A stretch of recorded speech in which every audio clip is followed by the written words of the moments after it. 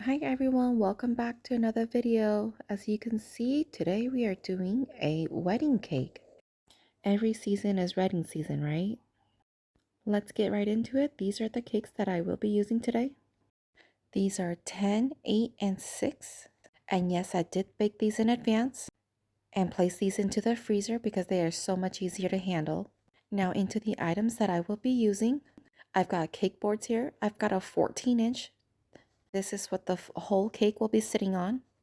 And then I've got some plastic reusable cake boards. Those are 10 inches. And these plastic cake boards is what's going to be helping me transport the cake in and out of the fridge. I've also got a 6-inch cake board. And over here, I've got center dowels and I've got support dowels. Center dowels will be thicker, and that's what's going to hold all your cakes together. Make sure they don't fall over. And as you can see, I just got a whole bunch. And support dowels for the rest of the cake.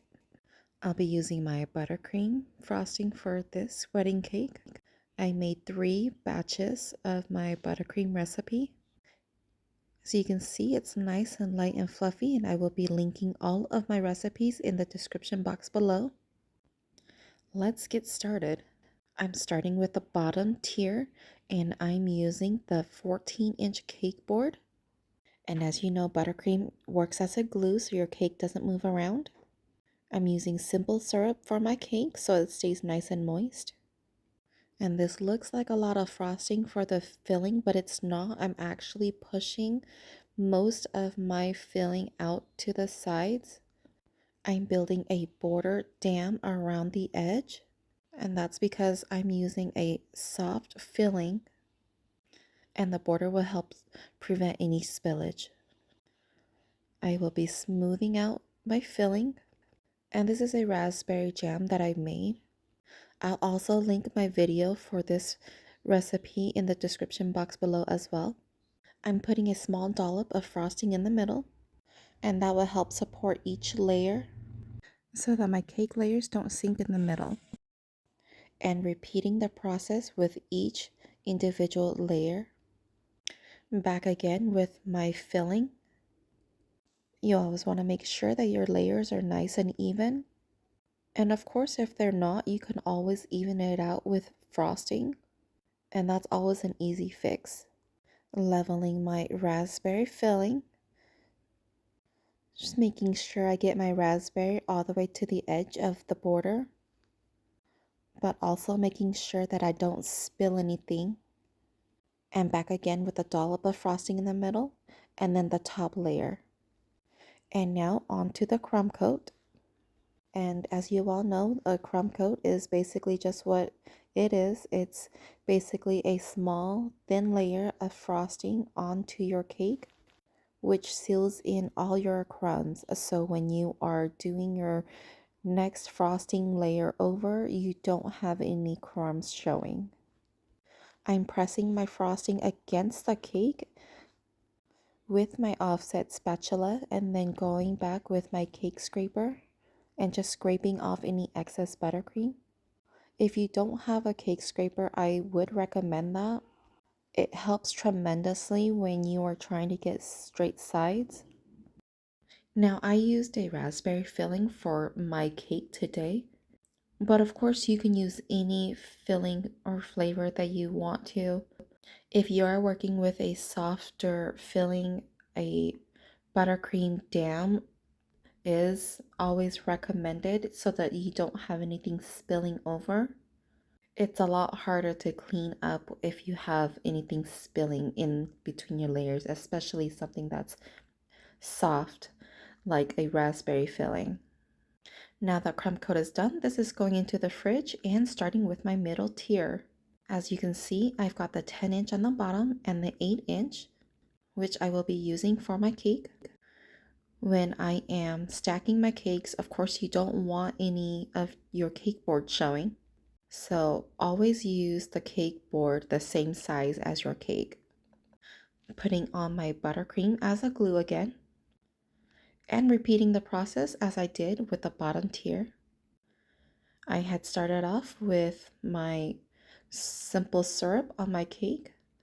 And now just spreading on my filling of the buttercream and raspberry jam.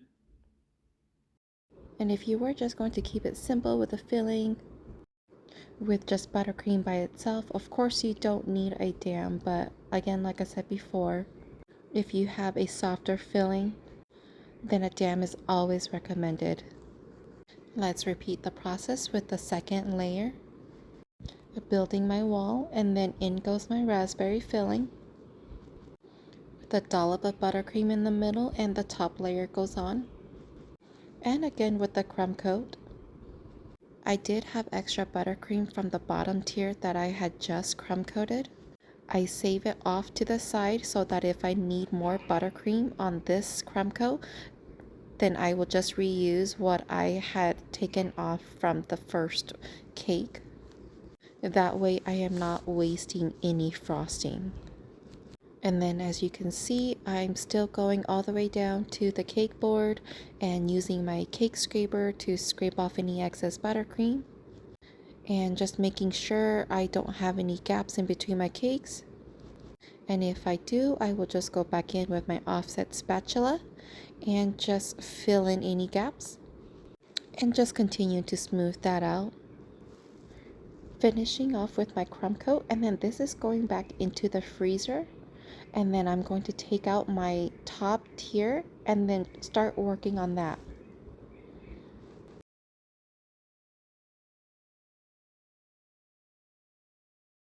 Okay, so now I'm working on the top tier. As you can see, I've got the bottom board to help me transport my cakes to and from the fridge. And then to that, I am putting the 6-inch cake board on top. And this is also what my cakes will be sitting on when I am stacking my cakes. And again, just repeating the process with this top tier. I haven't done a wedding cake video in such a long time, and so I said, why not? I just feel like any season is a good season for a wedding. And I know that making a wedding cake is always a stressful process. And really the last thing you want is a cake that's crooked or the sides are not even. But honestly, if something like that happens, it's such an easy fix with frosting itself. But with this cake, I am really making sure that I have straight sides on all of my tiers. I've seen some wedding cakes where the sides are straight, but they're kind of slanted. I don't know if you've noticed on some of the wedding cakes, but it's more slanted and it's bigger on the bottom and it's smaller on top. And so with this cake, I was really making sure that my cake scraper was at a straight angle so I don't have that problem on this cake, because I'm pretty sure I've done that in the past, and so I guess I'm just bus driving myself. Okay, so finishing off with the crumb coat, putting this back into the freezer, and then we'll start on the final frosting. Okay, my top tier is out. I decided to start with this cake first. And surprisingly, I'm still good with frosting. I haven't needed to make any more yet. And like I said at the beginning, I made 3 batches of my frosting for this wedding cake. My cake is nice and chilled. It was sitting in the freezer for about 5 to 10 minutes before I took it back out to frost. And as you notice, I always start at the top and just frost my way down. And like I said before, the cake scraper is a good tool to let me know where I need to patch up. And then using my cake scraper to smooth it back out. And if you're wondering how to get straight edges on a cake, I always make sure that I have a little bit extra buttercream on top. This part right here needs a little bit more frosting, so I'm just going to put somewhere right there. It helps give it the extra lift that you need. So that way when I'm scraping off my buttercream on the top of my cake, I can pull that frosting in and have straight edges on my cake without any gaps. And when I'm done with this cake, I am going to place this back into the freezer and then take out my next tier and start frosting that. But as you can see, the bottom board is awesome to have, especially when you're always moving your cakes back and forth from the fridge. I am now working on my middle tier, and I'm pushing the frosting against my cake. When I have my cake all covered, I'll go back in with my cake scraper, of course. And as you can see, there are a lot of gaps on this cake that I need to have filled. So now I'm going to use my offset spatula and fill all these spaces up. Honestly, you guys, when I first started cake decorating, I was a little bit hesitant with getting a cake scraper because my mind was already playing tricks on me that my cakes was already smooth using an offset spatula. But when I finally caved in, I can definitely see a difference. I love this tool for my cakes. Now I didn't really show this part because it was in the background, but I did have my hot water running, and what I do is I'll just run my cake scraper in the hot water and just come back and smooth my cake a few times, and that's what you see here. And I do the same with the top with the offset spatula. Finishing off with this middle tier, then I'm going to place this back into the freezer, and then we can work on the final tier, which is also the bottom tier of our wedding cake. And so like I said earlier, I chose a 14-inch cake board. I have a lot of room to move the cake around and enough room if you wanted to add some flowers or roses or anything like that to the cake board, rather than if I was to use a 12-inch cake board on my 10-inch cake. I wouldn't have a lot of space to handle the cake or to put anything else on the cake. So I would definitely recommend at least 4 inches bigger than your bottom tier. Let me know if you guys have any questions so far. I haven't done a 3-tier cake in such a long time, so this was a really good challenge for me. I'm going back with my favorite cake scraper and just taking off any excess buttercream. And before I run my spatula in some hot water, I want to scrape off all the excess buttercream on the top of my cake first. And that's usually because when I'm cleaning my cake off with a hot spatula, I'm not reusing that buttercream. I'm also rinsing that excess buttercream off in the sink as well. And then of course when I'm done, putting this back into the fridge for a few minutes and then taking it back out, and then we can start stacking. Okay, so my bottom tier is out from the fridge. I've got some wooden dowels and some boba straws, but today I will be stacking it with the wood. The first thing I do first is I take out the 8-inch cake pan, or whichever size you are planning on stacking, and I outline where I want to put my cake, and that way you know it's nice and even. Taking my dowel and just inserting that into my cake, slightly moving my dowel, that way I know where my frosting is hitting, and then cutting each dowel to that same size. This way I know that all of my dowels are the same size and my cake will be standing evenly on each side of my cake. I am using 6 dowels on the bottom tier, and I'm repeating the process with my middle tier, but I am using 5 dowels instead of 6. I also made sure that my middle tier and my top tier was nice and frozen. They are so much easier to handle when they are frozen.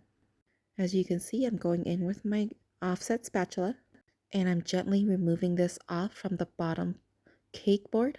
I'm using my spatula and some parchment paper to move my cake to the top of my bottom tier. If I need to adjust it, I will be using my spatula. And this is what it looks like so far, and then we can stack the top tier. Again, my top tier is nice and frozen. I won't smudge my frosting, and again using my spatula and parchment paper to place my top tier on top. And this one I did end up moving it slightly with my spatula. And I think this is good. And now for the final part, I'm going to be using the center dowel, and this will help prevent my cake from falling over. And this is about 12 inches. So it looks like my cake is about 14 inches in height. I'm gently pushing my center dowel into my cake and just going all the way down until I reach the bottom of the cake board. Once the center dowel gets closer to the cake, I will be using this smaller dowel to help me push the center dowel all the way down to my cake board. I'm also being very careful just in case anything happens in between. Okay, so it looks like it worked out. Next, what I'm going to do is I'm just going to get a little bit of my frosting and just fill in the hole. And that's about it, you guys. This is how I stack a 3-tier wedding cake. You only need to fill in the cracks of the cake and decorate it, but that's really about it, you guys. Just a simple tutorial of how to make and stack a 3-tier wedding cake. Let me know what you guys think. Thanks so much for watching, everyone, and I will see you all in my next video.